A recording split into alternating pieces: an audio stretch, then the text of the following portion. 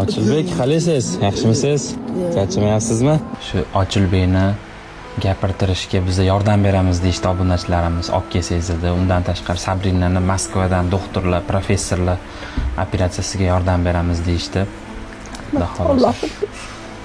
Mutlaqo bepulga hammasi.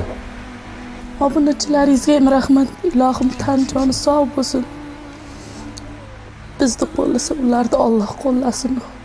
Hozir siz uchun eng qimmatli bo'lgan duoni olib beraman, eshitib turing. Ilohim. Bunda bu dunyodan iklarim meni yordam ber.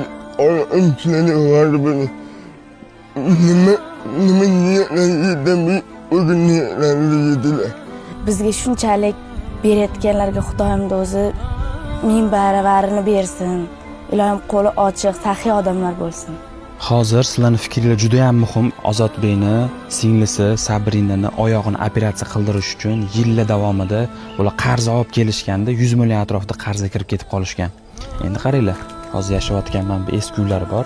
Agar shu uyni sotib olishadigan bo'lsa, bu qarz to'liq yopishlari mumkin, lekin biz bularga yangi uy sotib olib berishimiz kerak. Nima qilamiz? Agar bular yangi uyda yashasa, yangi hayot boshlasa qanaqa bo'ladi?